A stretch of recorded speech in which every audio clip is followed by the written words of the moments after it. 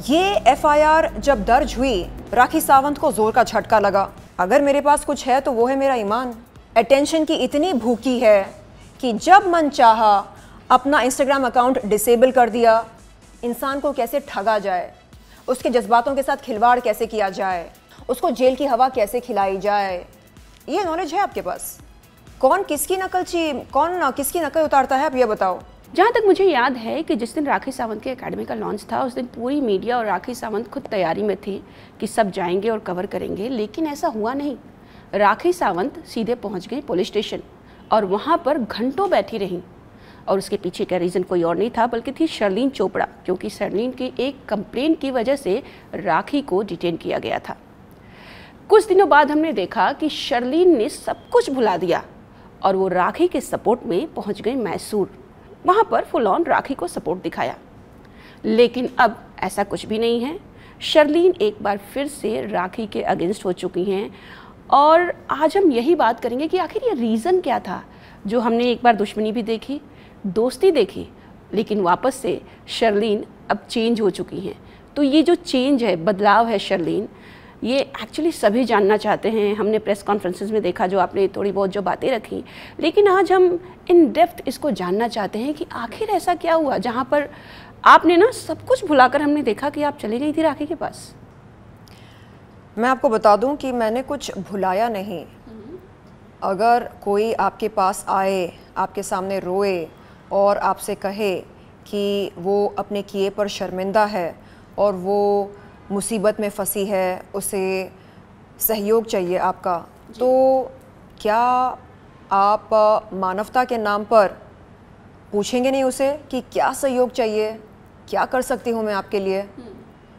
बिल्कुल ऐसा ही हुआ।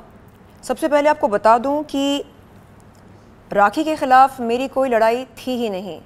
मैं विरोध कर रही थी उन लोगों का जिन्होंने मेरा यौन शोषण किया था। मैं इंसाफ की लड़ाई लड़ रही थी। मेरी इस लड़ाई में राखी सावंत ने गेट क्रैश करके इस लड़ाई को भंग करने की कोशिश करी। उसने कहा कि मुझ जैसी लड़की जो अंग प्रदर्शन करती है, मैं इंसाफ की गुहार नहीं लगा सकती हूँ, क्योंकि उसके अनुसार जो लड़की अंग प्रदर्शन करती है उसका यौन शोषण हो ही नहीं सकता। तो मैंने उससे कहा कि आप प्लीज़ साइड हो जाओ, ये लड़ाई आपके ख़िलाफ़ नहीं है, ये लड़ाई उन लोगों के ख़िलाफ़ है जिन्होंने मेरा यौन शोषण किया, और इंसाफ की गुहार लगाना मेरा संवैधानिक हक है। तो आप किसी महिला से या किसी भी इंसान से उसका संवैधानिक हक नहीं छीन सकते। जब मैंने ये बातें रखी उसके सामने, उसने इन बातों को अनसुनी करके मुझ पर फर्जी आरोप लगाए, बेबुनियाद इल्ज़ाम लगाए, और ऐसा करते करते करते उसने मर्यादा की हद पार कर दी। उसने और उसके वकील एडवोकेट फाल्गुनी ब्रह्मभट्ट ने मीडिया के सामने मेरे आपत्तिजनक फ़ोटोज़ और वीडियोज़ दिखाकर मुझ पर फर्जी आरोप लगाए, मेरे लिए अभद्र, घटिया, घिनौना और जलील भाषा का प्रयोग किया, जिसके चलते मैंने अंबोली पुलिस चौकी पर पिछले साल उनके खिलाफ एक शिकायत दर्ज करी, और 8 नवंबर 2022 के दिन ये एफआईआर दर्ज की गई थी राखी सावंत और उनके वकील एडवोकेट फाल्गुनी ब्रह्मभट्ट के खिलाफ। इसमें आप धाराएं देख सकते हैं, IPC 354A, IPC 500, IPC 504, IPC 506, IPC 509, IT act 67A।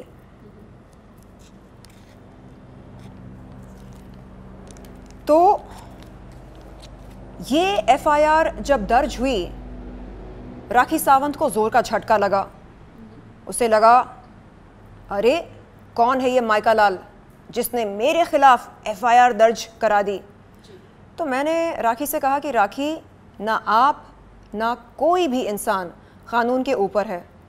आपने जो शर्मसार हरकत करी 3 नवंबर 2022 के दिन आपने जो अभद्र भाषा का इस्तेमाल किया, आपके वकील ने जो शर्मसार हरकत करी 5 नवंबर 2022 के दिन, उसके चलते ये एफआईआर दर्ज हो गई। और उस दिन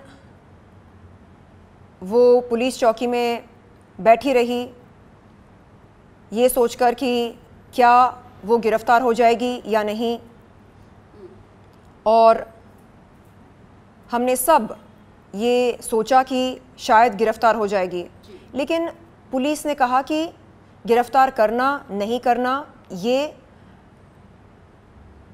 उनकी डिस्क्रिशन होती है, उनके पास ये पावर होता है कि वो गिरफ्तार करें या ना करें, और उन्होंने गिरफ्तार नहीं करने का निर्णय लिया।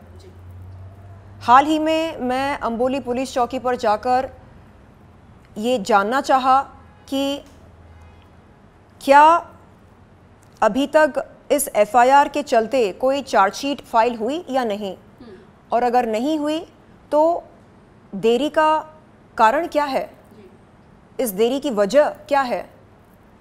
वहाँ पर एसआई से मेरी बात हुई। एसआई ने कहा कि तत्काल चार्जशीट फाइल करी जाएगी, जिसके बाद कोर्ट प्रोसीडिंग शुरू हो पाएगी। और उन्होंने कहा कि एडवोकेट फाल्गुनी ब्रह्मभट्ट को 41A CRPC की नोटिस दी गई है, उनके पास कोई बेल नहीं है, तो वो कभी भी गिरफ्तार हो सकती हैं, ऐसा मुझे बताया गया।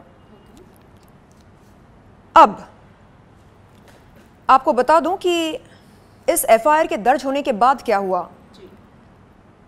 फरवरी 15, 2023 के दिन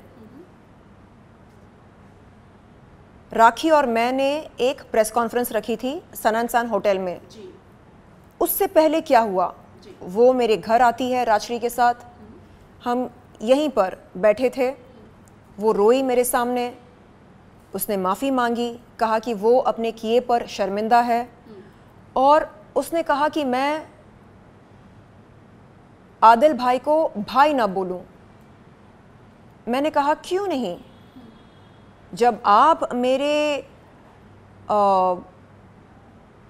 आरोपियों को अपना भाई मान सकते हैं तो मैं आपके पति को अपना भाई क्यों नहीं मान सकती। उन्होंने कहा कि नहीं नहीं, एक्चुअली वो भाई बनने लायक नहीं है, और कहा कि वो बड़ी मुसीबत में है, और अगर मैं उसका साथ न दूं तो वो टूट जाएंगी, बिखर जाएंगी। तो मैंने उनसे पूछा आप चाहती क्या हैं मुझसे, क्या करूं मैं आपके लिए। उन्होंने कहा कि मैं उनके साथ मैसूर चलकर उनके लिए इंसाफ की गुहार लगाऊं। मैंने कहा राखी को स्पष्ट रूप से कि राखी, अगर मैं आपके लिए स्टैंड ले सकती हूं तो मत भूलिए कि मैं स्वयं के लिए कितना बड़ा दमदार स्टैंड ले सकती हूं, तो मुझे अंडर एस्टिमेट मत कीजिएगा। आपने बहन का वास्ता दिया, आपने कहा कि मैं आपकी बहन हूं, आप मेरी बहन हैं, चलो मानवता के नाम पर, इंसानियत के नाम पर मैं आपके साथ चलती हूं। अगर मेरे चलने से आपको लगता है कि आपको इंसाफ मिलेगा तो यही सही, लेकिन आप कभी भी अपने दिल में ये डाउट मत रखना कि मैं अपने लिए स्टैंड नहीं लूँगी। बेशक लूँगी, यकीनन लूँगी, क्योंकि जो काम आपने किया वो बेहद शर्मसार है। तो राखी ने कहा कि हाँ हाँ मैं मानती हूँ, मैं शर्मिंदा हूँ वगैरह वगैरह, आप प्लीज़ चलो मेरे साथ, आप मुझे हिम्मत दो, आप जब बोलते हैं तो लोग सुनते हैं, तो प्लीज़ आप चलो मेरे साथ।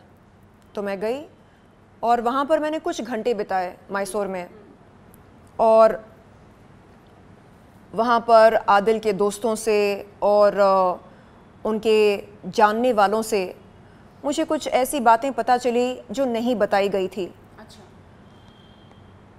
और वहाँ से लौट कर आने के बाद मैंने राखी से कहा कि राखी,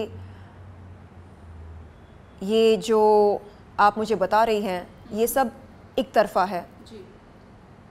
आदिल के साथ क्या हुआ, आदिल ने क्या सहा, क्या अनुभव किया, ये भी तो जानना ज़रूरी है। तो उसने कहा कि नहीं नहीं, मैं जो आपको बता रही हूँ वही सच है। और उसने कुछ वीडियोस बताए, पर्सनल वीडियोस। तो मैंने कहा कि आप मुझे ये पर्सनल वीडियोस ना बताएं। हर इंसान की एक पर्सनल ज़िंदगी होती है, वो क्या करता है अपनी ज़िंदगी में, क्या नहीं करता है, ये उसकी मर्ज़ी।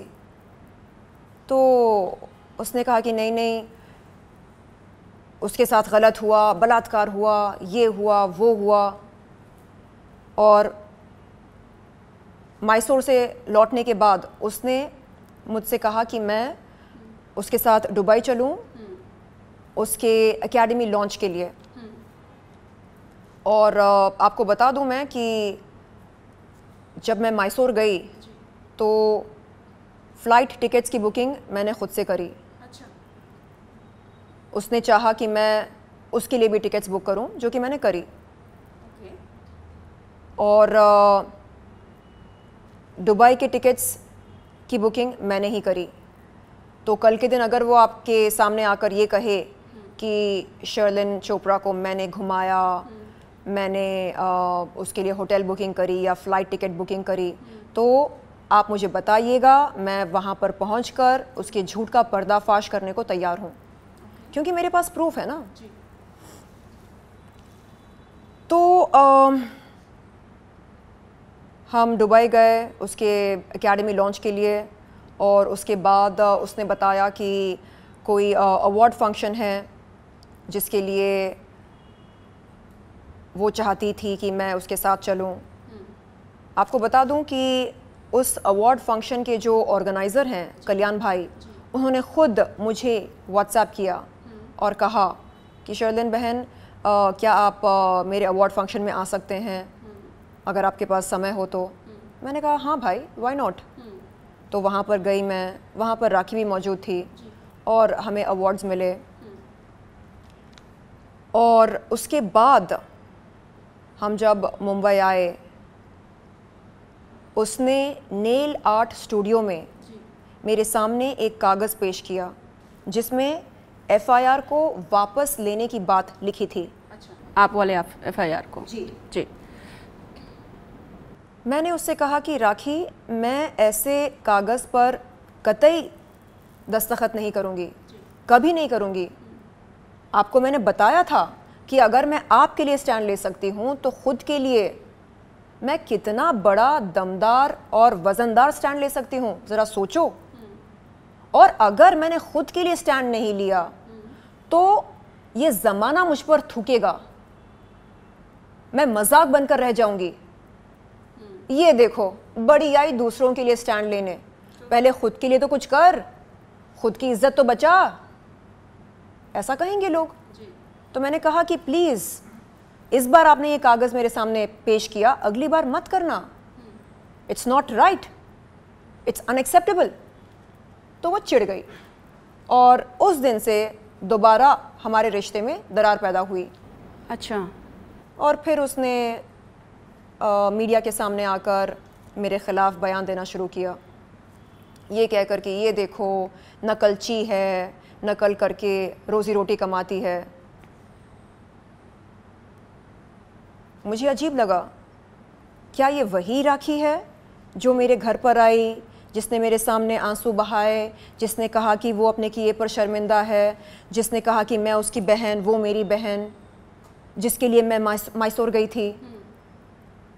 आज वही राखी मुझे नकलची कह रही है, आज वही राखी कह रही है कि मैं अपनी रोज़ी रोटी कमा रही हूँ उसकी नकल उतार के। ये अजीब विडंबना है। तो हाल ही में उसने क्या किया, उम्रा के लिए गई। हाँ। करेक्ट। और उम्रा के लिए जाने से पहले आम तौर पर एक सच्चा मुसलमान क्या करता है, वो अपने गुनाहों की माफ़ी मांगता है अल्लाह मियाँ से, अपना दिल साफ करके वो जाता है उम्रा करने के लिए। राखी ने क्या किया, राखी ने जाने से पहले एक बहुत बड़ा और संगीन आरोप लगाया मुझ पर, राजश्री पर और आदिल भाई पर। क्या कहा उसने, सुनाती हूँ मैं उसकी ज़ुबानी। हे गाइस, ओशियाना पुलिस स्टेशन जा रही है कंप्लेंट लिखाने।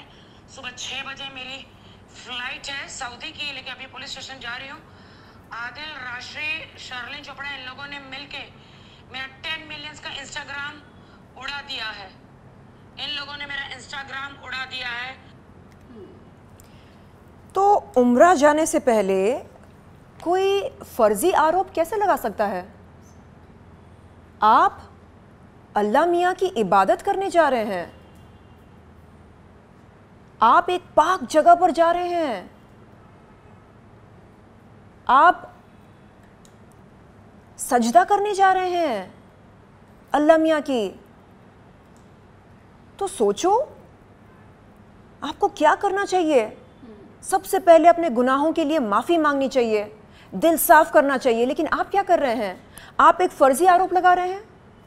तो जैसे ही मुझे ख़बर मिली मीडिया से कि उसने ऐसा आरोप लगाया, तुरंत मैंने साइबर पुलिस को एक ईमेल भेजी और ओशिवरा पुलिस स्टेशन पर ये कंप्लेंट भेजी, जिसमें स्पष्ट रूप से लिखा है कि सर, राखी सावंत ने मुझ पर ये बेबुनियाद इल्ज़ाम लगाया कि मैंने उसके सोशल मीडिया अकाउंट की हैकिंग करी है। तो मेरी आपसे ये गुजारिश है कि आप तत्काल एक साइबर रिपोर्ट बनाएं, फॉरेंसिक रिपोर्ट बनाएं, पता लगाएं कि क्या असल में उसके इंस्टाग्राम अकाउंट की हैकिंग हुई या नहीं, हाँ या ना, और हैकर कौन है, उसने किस आईपी एड्रेस का इस्तेमाल किया, किस डिवाइस का इस्तेमाल किया। अगर वो हैकर मैं हूँ तो मैं इस गुनाह के लिए, इस अपराध के लिए सज़ा भुगतने को तैयार हूँ।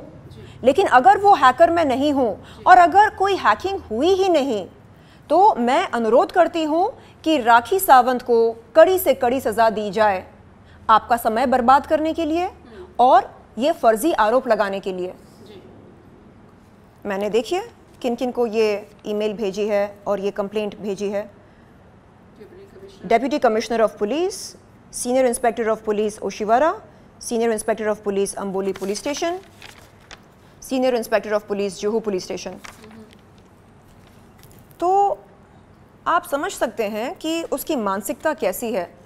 बट अकाउंट वापस भी आ गया था, कुछ घंटों बाद अकाउंट वापस भी आ गया था। ये सरफिरी लड़की अटेंशन की इतनी भूखी है कि जब मन चाहा अपना इंस्टाग्राम अकाउंट डिसेबल कर दिया, जब मन चाहा एनेबल कर दिया, और इस बीच में वो ये आरोप लगाती है, फर्जी आरोप, कि शर्लिन चोपड़ा ने, आदिल ने, राशि ने मिलकर उसका इंस्टाग्राम अकाउंट उड़ा दिया। अरे ये साइबर एज है, डिजिटल एज है। यहाँ पर डिजिटल फुटप्रिंट को मालूम करना बहुत आसान होता है। आईपी एड्रेस मालूम करना, डिवाइस कौन सा इस्तेमाल किया गया था वो मालूम करना बहुत ही आसान है। तो वहाँ जाकर वो ड्रामे कर रही है। हाँ, आप उम्रा जैसे जगह पर जाकर ड्रामे कर रहे हैं, आप वहाँ पर रो रहे हैं ये कहकर कि आदिल ने ये किया, वो किया, इन लोगों ने मेरा इंस्टाग्राम अकाउंट हैक किया। आपको शर्म आनी चाहिए। वहाँ पर काबा है, वहाँ जाकर लोग सजदा करते हैं, अपना मत्था टेकते हैं, गुनाहों की माफ़ी मांगते हैं, अल्लाह की इबादत करते हैं तह दिल से, सच्चे मन से। ये बंदी क्या कर रही है? ड्रामे।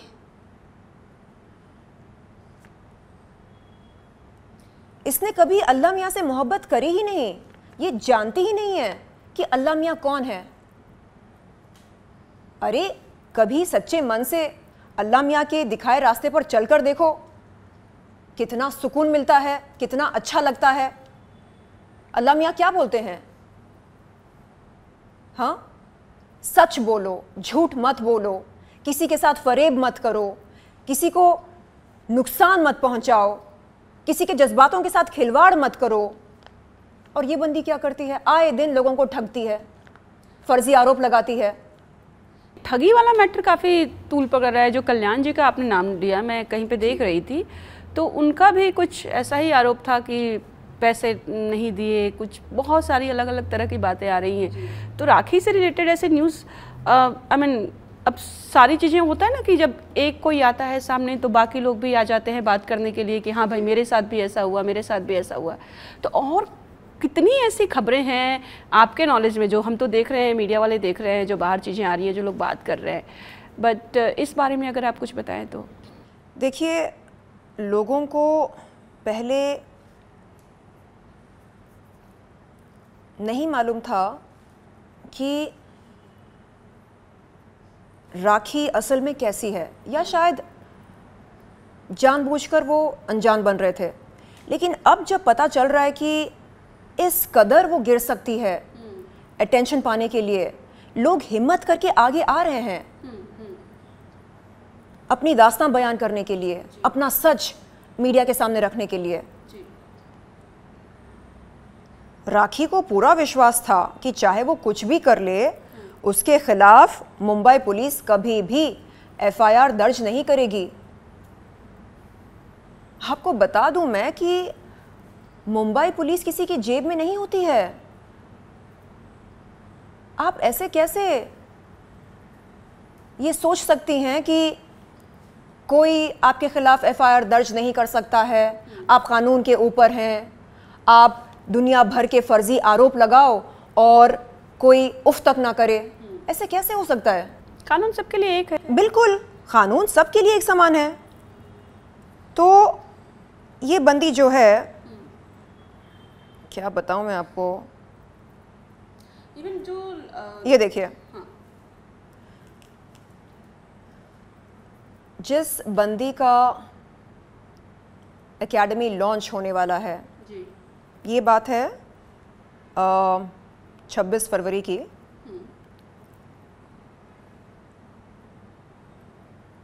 और जो लोगों को ठगने में माहिर है, क्या उसे ये नहीं मालूम कि प्रीपेड कार्ड को कैसे रिचार्ज किया जाता है? सुनिए।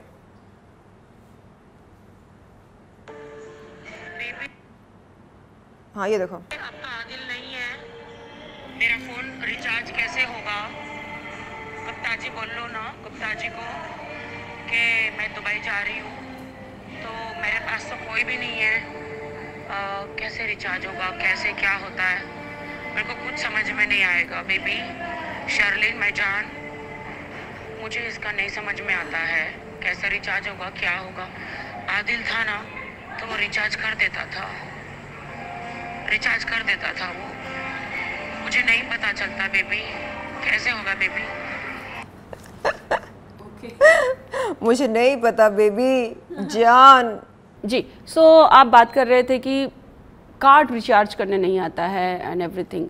अरे सारी दुनिया को, हाँ, जब वो ठग सकती है, जब फर्जी आरोप लगा सकती है, जब किसी बेकसूर को वो बलात्कारी कह सकती है, तो क्या उसे एक प्रीपेड कार्ड को रिचार्ज करना नहीं आता? आप देखिए, उसकी नौटंकी का जो लेवल है वो एकदम सर्वोत्तम है। जान बेबी, बेबी जान। आदिल करता था, क्या करता था?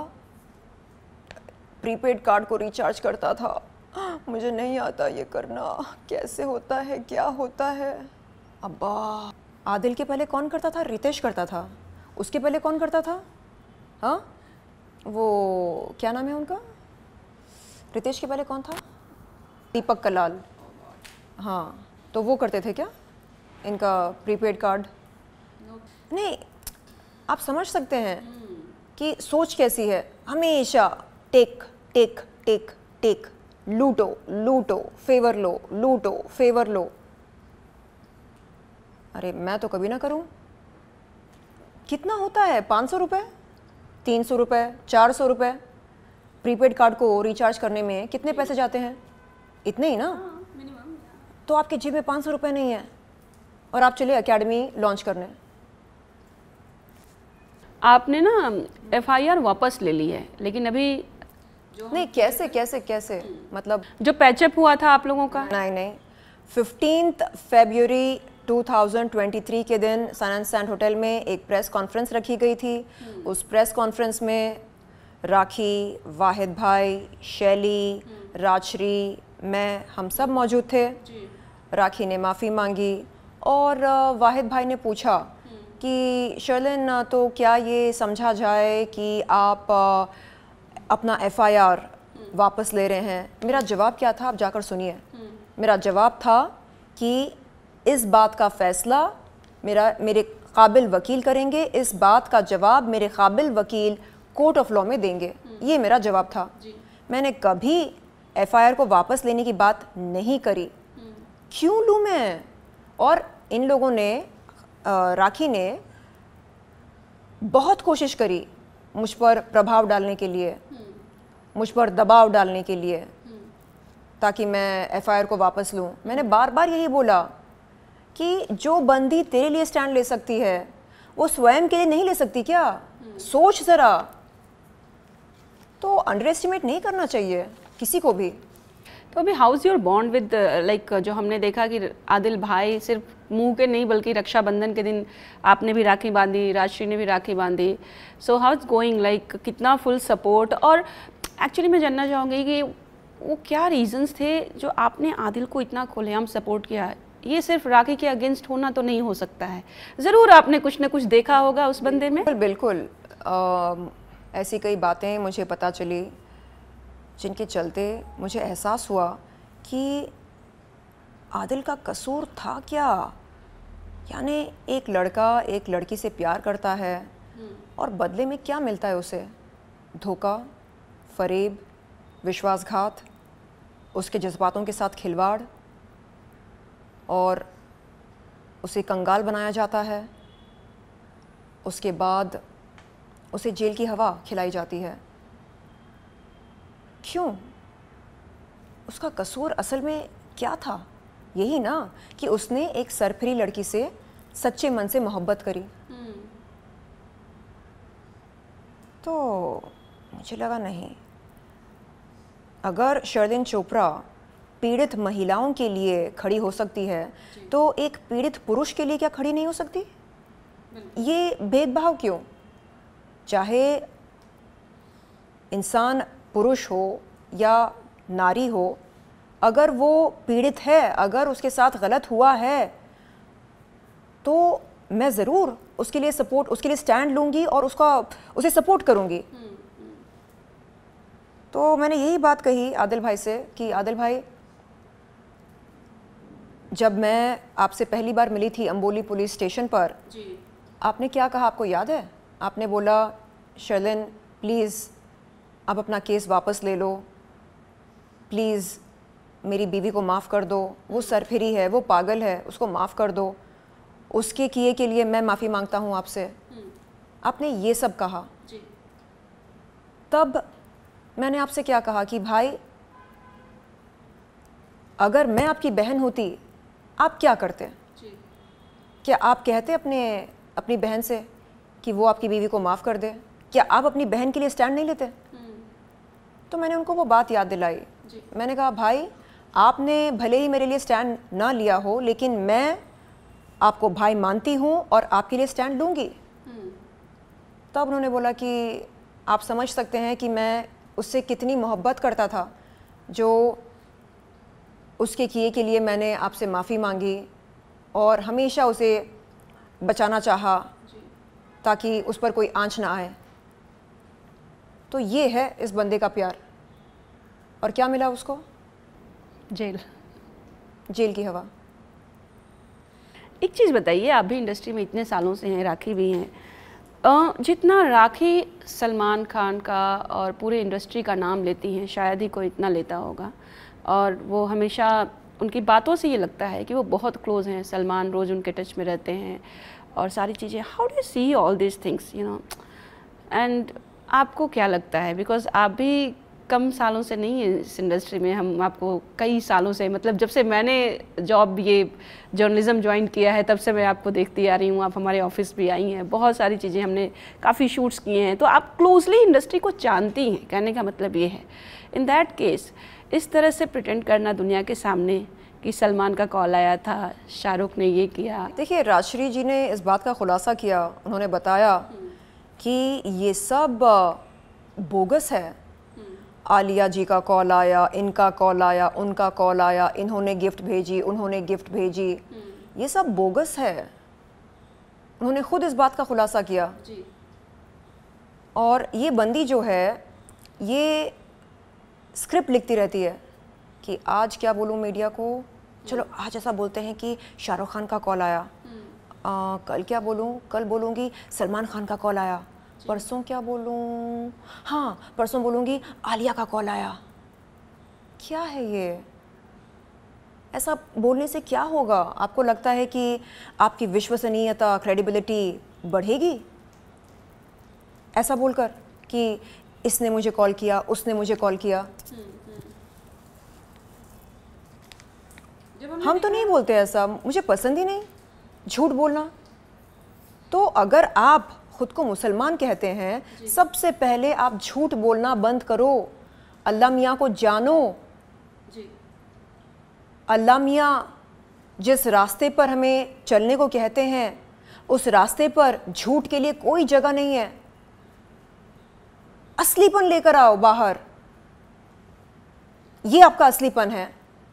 झूठ बोलना, धोखा देना, शेंडी लगाना, चूना लगाना, फरेब करना, जज्बातों के साथ खिलवाड़ करना। कभी बहन बोलती है ये बंदी, और कभी बोलती है कि अरे ये तो ऐसी है, वैसी है, वैश्या है, बाजारू है, हैकर है। कैसे? मतलब आप तय कर लो ना, मैं कौन हूँ आप तय कर लो। नहीं, मैं ये कह रही थी कि राजश्री जी ने बहुत ही स्पष्टता से इस बात का खुलासा किया कि कैसे ये उनके स्टूडियो पर बैठकर प्लानिंग, स्कीमिंग करती है। आज किसका नाम लूँ, आज कौन सी कहानी बताऊँ, आज किस तरह की नौटंकी करूँ, आज मैं कौन सी साड़ी पहनूँ। अरे मैंने हाल ही में एकता कपूर जी के साथ एक वेब सीरीज़ करी जी। आपने क्या किया बहन, क्या किया आपने? हाँ, 24 घंटे नौटंकी, कॉमेडी, हाँ बस यही चलते रहता है। हमने तो एक महारानी की भूमिका निभाई एकता कपूर जी की वेब सीरीज़ में। फिर ये बोलती है कि शर्लिन चोपड़ा नकलची है, ये है, वो है। तो ये जो साड़ी वाला कि मेरी तरह से साड़ी पहन के घूम रहे हैं, ये सब आपके लिए था जब आने के बाद? लाइक जो है मेरी क्लोन है, रियल मैं हूँ, she used to talk with media कि एग्जैक्टली, मतलब क्लोन क्लोन क्लोन, क्या तो भी है ये। चलो मेरी तरह बात करके दिखाओ स्पष्टता से। हाँ, एक सेंटेंस आप प्रॉपरली बोल नहीं सकते, टूटी फूटी हिंदी, टूटी फूटी इंग्लिश। इंग्लिश तो छोड़ दो, बाप रे। गाड़ी का क्या नाम था, क्या बोल दिया बंदी ने। हाँ, वो भी प्लानिंग करती, क्या बोलूँ, कैसे बोलूँ चर्चा में आने के लिए। अरे कौन किसकी नकलची, कौन किसकी नकल उतारता है, आप ये बताओ। क्लोन क्लोन क्लोन क्लोन बोलते हैं। हम जब बात करते तो लोग माशाल्लाह सुभान अल्लाह बोलते। अरे क्या पकड़ है इसकी, हिंदी पर, उर्दू पर, इंग्लिश पर ऐसा बोलते। आप बात करते तो लोग हंसते, क्योंकि नहीं है आपके पास वोकैबुलरी नहीं है। आर्टिकुलेट होने के लिए इंटेलिजेंट होने का बहुत, इंटेलिजेंस की ज़रूरत पड़ती है। इंटेलिजेंट होना बहुत ज़रूरी होता है आर्टिकुलेट होने के लिए। शब्दों का चयन बहुत ज़रूरी होता है। नहीं है आपके पास, बेसिक नॉलेज नहीं है। हाँ, नॉलेज है किस चीज़ के लिए? इंसान को कैसे ठगा जाए, उसके जज्बातों के साथ खिलवाड़ कैसे किया जाए, उसको शेंडी कैसे लगाया जाए, उसको जेल की हवा कैसे खिलाई जाए, ये नॉलेज है आपके पास। आदिल ने बताया था कि बिग बॉस के नाम पे वो लोगों से पैसे लेती हैं। अरे मैं क्या बताऊं आपको, जिन लोगों ने इसके एकेडमी, डांस एकेडमी पर इन्वेस्टमेंट करी, दुबई के इन्वेस्टर्स की बात कर रही हूँ, उन लोगों ने कहा कि इसने कहा कि मतलब उन लोगों ने मुझे बताया कि राखी ने उनको ये बताया कि लॉन्च के लिए, लॉन्च के दिन वो शाहरुख खान को बुलाएंगी, सलमान खान को बुलाएंगी। तो मैंने कहा कि आपने विश्वास कैसे कर लिया? उन लोगों ने कहा कि देखिए ये हमेशा बोलती रहती है कि शाहरुख का कॉल आया, सलमान का कॉल आया, तो हमें लगता था कि सच में कॉल आया। तो मैंने कहा देखिए आपने इन्वेस्टमेंट करी है, हाँ, तो बगैर रिकवरी प्लान के आपको नहीं करना चाहिए था। तो उन लोगों ने कहा नहीं नहीं, उसने कहा कि वो शिद्दत से आकर यहाँ पर डांस कोचिंग देगी, वो यहाँ पर एक्टिंग सिखाएगी। एक्टिंग सिखा सकती है वो क्योंकि माहिर है। जस्ट इमेजिन, मीडिया के सामने आकर कहती है हेलो, हाँ हाँ शाहरुख, हाँ हाँ हाँ हाँ मैं ज़रा बिजी हूँ, हाँ, और हमें लगता है oh my God Shahrukh Khan का कॉल आया देखो। पता चला वो अपने ही ड्राइवर से कॉल करा रही है। सॉरी, ड्राइवर तो है नहीं उसके पास, तो हो सकता है किसी और से कॉल करा रही है। सो शर्लिन, यू नो, राखी सावंत एक ऐसे, जब उन्होंने शादी करी थी, धर्म परिवर्तन वाला, जो पहले हिंदू, फिर उसके बाद वो क्रिश्चियन बन गई, फिर उसके बाद वो मुस्लिम बन गई। सो मीम्स बन रहे थे कि एक राखी सावंत ही ऐसी हैं जिनके धर्म बदलने पर किसी को एतराज़ नहीं है। जी देखिए, on a very serious note, आपको मैं एक सुर बोल सकते हैं, सुनाना चाहूँगी, जो कुछ इस तरह है। खुल्लो अल्लाहु अहद, अल्लाहु समद, लम यलिद वलम युलद वलम यकुल लहु कुफुवन अहद। इसका मतलब है अल्लाह एक हैं, अहद हैं, और पूरा आसमान, पूरी ज़मीन अल्लाह मियाँ की है, ये पूरी कायनात अल्लाह मियाँ की है, और अल्लाह मियाँ का तसव्वुर हम नहीं कर सकते हैं, उन्हें देख नहीं सकते हैं, उन्हें महसूस कर सकते हैं। अगर वो एक सच्ची मुसलमान है तो उससे जाकर कहो कि अल्लाह एक हैं, वो इस बात को समझे। कभी कहती है वो ईसाई है, कभी कहती है कि वो हिंदू है, कभी कहती है वो मुसलमान है। एक मुसलमान, एक सच्चा मुसलमान ऐसा कभी नहीं कहता। एक सच्चा मुसलमान कहता है कि अल्लाह सिर्फ और सिर्फ एक है। तो उसे सबसे पहले अपने गुनाहों की माफ़ी मांगनी चाहिए।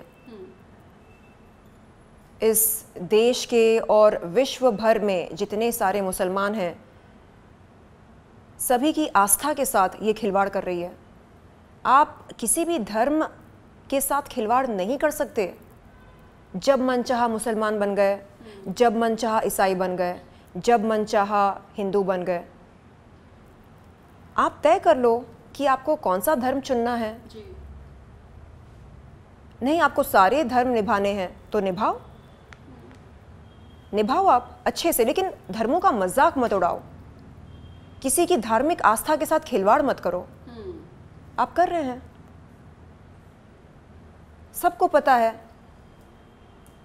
कि आपकी असलियत क्या है। लास्टली अबाउट राखी सावंत, मैं जानना चाहूँगी कि आपको क्या लगता है, राखी, यू नो, एक राखी सावंत एक ऐसा नाम था ना, जब एक आइटम नंबर हुआ करते थे फिल्मों में, और आइटम गर्ल हुआ करती थी, और राखी सावंत का नाम था। ऐसा नहीं है कि नहीं था। राखी सावंत ने शोज़ किए, रियलिटीज़ किए, बिग बॉस किए, बहुत सारी चीज़ें किए, लेकिन स्लोली अगर आप उनकी जर्नी देखो तो कोई उनको सीरियसली नहीं लेता है। उनकी शादी भी किसी ने सीरियसली नहीं ली। सबने बोला ये एक मजाक है, क्योंकि रितेश के साथ थी, फिर कुछ नहीं तो अब आदिल के साथ। जब तक सारे प्रूफ सामने नहीं आए, जब तक ये केस भी ना हुआ, तब तक भी लोगों को लग रहा था कि ये सब एक मजाक है और एक ड्रामा है created by rakhi for publicity.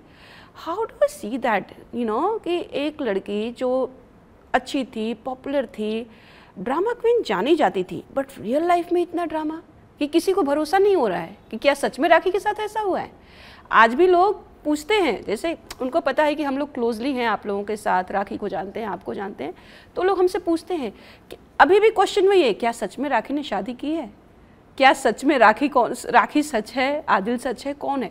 तो इस तरह का जो एक है ना कि लोगों का विश्वास उठ गया है राखी सावंत से। बिल्कुल, देखिए उसने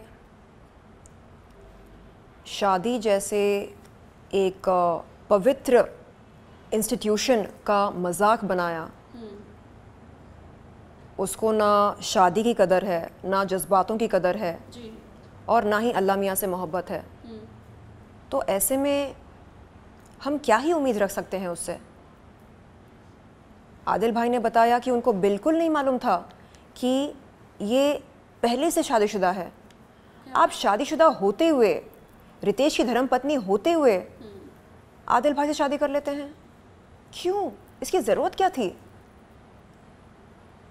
आदिल से ये कहती है कि रितेश के साथ डिवोर्स हो गया जी। जबकि आज तक नहीं हुआ, आदिल ने मुझे बताया जी। तो आप देख सकते हैं कि कैसे इसने लोगों की जज्बातों की धज्जियां उड़ा दी। यानी शादीशुदा होते हुए आप किसी और से शादी करते हैं, ये ना हमारे देश के कानून के तहत सही है, ना ही शरिया कानून के तहत सही है। एक शादीशुदा महिला शादीशुदा होते हुए दोबारा शादी नहीं कर सकती है। तो ऐसे कैसे किया आपने? कानून का उल्लंघन, संविधान का उल्लंघन, जज्बातों के साथ खिलवाड़, शादी के साथ खिलवाड़, क्या है ये? अरे आप कभी अकेले में बैठकर सोचो कि आप कर क्या रहे हैं। आपकी उम्र बढ़ रही है ना, हम सबकी उम्र बढ़ रही है, तो बढ़ते हुए उम्र के साथ मैच्योरिटी आनी चाहिए ना, सोच में, हरकतों में, शब्दों में। लेकिन यहाँ तो उल्टा हो रहा है, मैच्योरिटी दूर दूर तक नहीं आ रही है। उल्टा कहती है कि ये एक और शौहर की तलाश में है। हाँ। क्या है ये किस तरह का डिसऑर्डर है? अटेंशन सीकिंग डिसऑर्डर होता है, सुना है मैंने, पढ़ा है इसके बारे में, लेकिन ये क्या है? झूठ बोलने का डिसऑर्डर, लोगों को ठगने का डिसऑर्डर। हाँ, शर्म करो। फर्जी आरोप लगाते रहते 24 घंटे, लोगों को परेशान करते और फिर उम्रा जाते वहां पर ड्रामे करने। तमाम मुसलमानों के जज्बातों के साथ खिलवाड़ किया है आपने। एक सच्चा मुसलमान उम्रा क्यों जाता है? अल्लाह मियाँ की इबादत करने। आपने क्या किया? बस ड्रामे ड्रामे ड्रामे। चलिए अब हम राखी सावंत को साइड में रखते हैं। सबसे अब ये बताइए क्या चल रहा है आपकी लाइफ में? आपका जो वेब शो था उसने तो कमाल दिखाया, और एक्चुअली जो आपका लुक था ना महारानी वाला, वो बहुत कमाल का था, जचता था। और मतलब मैं तो हमेशा से बोलती आती हूँ, लेकिन आज भी बोल रही हूँ कि आपकी जो भाषा है ना जी, वो एकदम सटीक। Thank you. So tell me about you. आपको बता दूँ कि आपके शोज़ देखकर एंड न्यूज़ चैनल्स देखकर मैं इतनी ज़्यादा प्रभावित हो जाती हूँ। मुझे लगता है कि जब ये लोग इतनी अच्छी हिंदी बोलते हैं, इतनी अच्छी उर्दू बोलते हैं, तो हम क्यों नहीं बोल सकते? हमें भी कोशिश करनी चाहिए। और बस एक एक तरह का जुनून है ये कि मुझे भी अच्छा बोलना है, मुझे भी अच्छा करना है ज़िंदगी में। और आपके पास जो शब्दों का चयन होता है, फट फट फट फट ऐसे बोलते हैं आप क्योंकि आप आदी हो चुके हैं ना, आपकी ज़ुबान एकदम साफ़ हो गई है। पैशन है हमारा। तो मैं भी ये सोचती हूँ कि देखो कितने इंटेलिजेंट है ये, और अल्लाह मियाँ ने हम सबको दी है इंटेलिजेंस, तो चलो हम भी मेहनत करके अच्छा बोलने की कोशिश करेंगे। तो बस मैं ऐसे सोचती हूँ, ये नहीं सोचती मैं कि किसको ठगूं, किसके जज्बातों के साथ खिलवाड़ करूं, किसको शेंडी लगाऊं, किसको टोपी पहनाऊं, किसको मैं लूटूं, किसको बर्बाद करूं, किसको जेल भेजूं, इस तरह की सोच नहीं है। ये तो हमने आज तक सुना भी नहीं है, कभी रूमर्स भी नहीं सुने हैं। अगर मेरे पास कुछ है तो वो है मेरा ईमान, उसके अलावा कुछ है ही नहीं। बिल्कुल। So what is next Sherlyn, क्या आ रहा है? जी ऑल्ट से बात चल रही है वेब सीरीज़ के लिए, एक और वेब सीरीज़ के लिए, और बताऊं कि ना बताऊं? बताइए प्लीज़, सबको जानना है। बहुत जल्द एक बहुत बड़ी अनाउंसमेंट होने वाली है, और एक बहुत ही बढ़िया शो शुरू होने वाला है, और मैं तहे दिल से चाह रही हूँ कि मैं उस शो का हिस्सा बनूँ, ताकि पूरी दुनिया मेरा असलीपन देखे। असल में मैं कौन हूँ, मैं कैसे पेश आती हूँ, जब मैं बहुत ज़्यादा गुस्सा हो जाती हूँ तो कैसे बात करती हूँ, और क्या मैं स्कीमर हूँ, क्या मैं मैनिपुलेटर हूँ, क्या मेरे दिल में मैल है, या क्या मेरा दिल साफ़ है, क्या मैं दो मुंह वाली हूँ या एक मुंह वाली हूँ। तो ये सब लोगों को देखने को मिलेगा। ऑन दैट नोट मेरे पास एक और सवाल है कि ये जो ऐसा बोल रहे हैं लोग कि जो सारा ड्रामा चल रहा है बिग बॉस में जाने का चल रहा है क्या है ये? देखिए, राजश्री जी ने हाल ही में कहा कि हर साल बिग बॉस की शुरुआत से पहले ये बंदी जो है इस तरह की नौटंकी करती ही करती है। पता नहीं क्या मज़ा इसको मिलता है। तो कभी क्या है वो स्पाइडरमैन का सूट पहन लेती है, और कभी कुछ और, कभी कुछ और। तो अब लोग आदी हो चुके हैं, समझने लगे हैं कि वो कैसी है और किस हद तक जा सकती है जी। बट रही बात मेरी, तो देखिए, मैं पिछली बार जाना चाह रही थी बिग बॉस के घर में, बट हो नहीं सका जी। आप सबको पता है क्यों। और इस बार देखते हैं, इंशाल्लाह। चलिए, थैंक यू सो मच। हम इस बारे में बहुत ज़्यादा बात नहीं करेंगे, बल्कि मैं तो खुद चाहूँगी कि आप उस घर में जाएं और हम शर्लिन चोपड़ा के हर एक फेस को, लुक को, माइंड को रीड करें और देखें। आमीन सुम आमीन। बिल्कुल। Thank you Sherlyn. Thank you, शुक्रिया।